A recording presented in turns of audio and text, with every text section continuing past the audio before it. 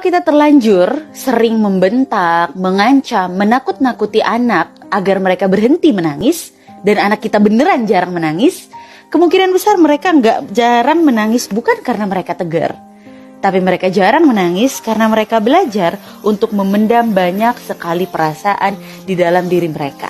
Di permukaan dia terlihat tenang, tapi di dalam banyak sekali kebingungan-kebingungan yang dia pendam.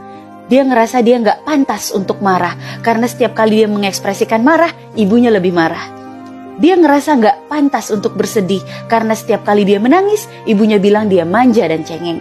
Dia nggak ngerasa pantas untuk mengeluh nggak nyaman, karena kalau dia bilang sakit atau dia bilang dia sedih, dia langsung disebut lebay. Kalau anak kita susah berkomunikasi, susah menyatakan perasaan, susah bergaul, susah terbuka, dan susah memutuskan sesuatu, kemungkinan besar kebingungan seperti itulah yang dia alami di dalam alam bawah sadarnya.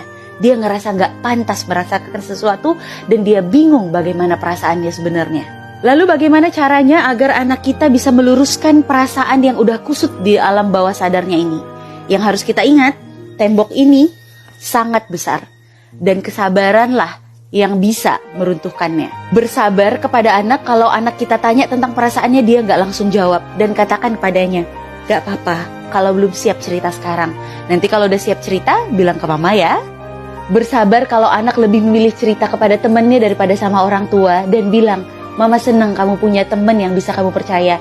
Mama berharap suatu saat kamu juga bisa percaya untuk cerita sesuatu ke Mama. Bersabar dan menahan diri ketika anak kita bilang capek. Gak perlu kita banding-bandingkan kecapean kita dengan kecapean anak kita. Gak perlu juga kita bilang, kamu sekolah tinggal sekolah, makan tinggal makan, gak pusing mikirin uang, capek apa kamu? Karena tiap generasi memiliki bebannya masing-masing.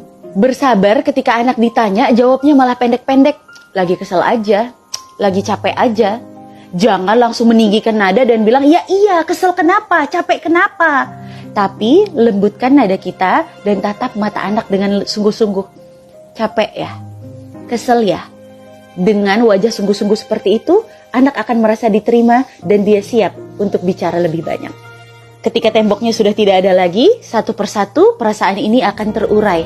Dan anak kita akan tumbuh menjadi anak yang lebih percaya diri.